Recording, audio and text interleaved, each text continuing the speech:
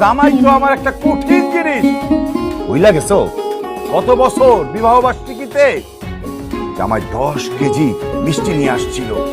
আমি তো মিষ্টি দেখে খুব খুশি হয়েছিলাম।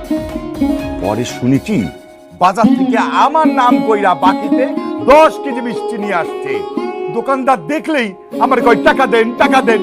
আমি তো দোকানদারের কাছ থেকে পলায় পলায় থাকি, সেই টাকা এখনো দেওয়া হয় নাই।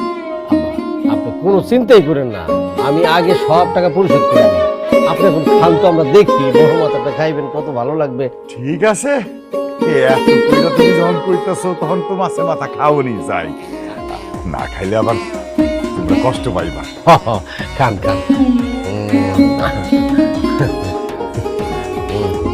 চুমুক দেন আপা, চুমুক দেন, চুমুক দেন। ভিতরে গিলুটা খান, গিলুটা। এই জায়গাটা চুমুক দেন, গিলুটা বাড়ি দেবো।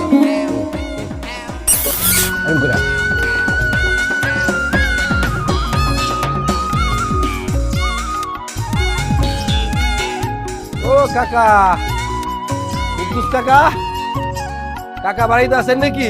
কেডা আইতাছে?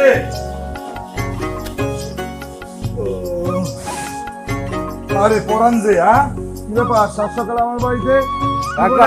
কাকা ওই যে মাছের টাকাটা একটু নিতে এলাম। এই টাকা মানে? আমি কি কোনোদিন তোর কাছ থেকে মাছ বাকিতে কিনছি? আমি তো মাছই কিনি নাই, টাকা দেবো কেন? তুই কি সকাল সকাল নেশা ভান করছিস নাকি? আরে না কাকা, আমি কোনো নেশা টেশা করি না। মাছ তো আনছে আপনার ছোট মেয়ের জামাই বাকিতে। এই, আমি আনি নাই, আমার মেয়ের জামাই আনছে। তাহলে টাকা তুই আমার কাছে চাইতে আইছিস কেন? হয়েছে কি কাকা, আরতে যে আপনার ছোট মেয়ের জামাই কইতে যে আপনি নাকি পাঠাইছেন ওই বড় একটা মাছ দেওয়ার জন্য।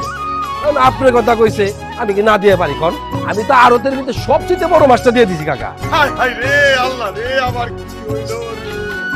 আমার কি হইলো? আমার তো সর্বনাশ হয়ে গেল।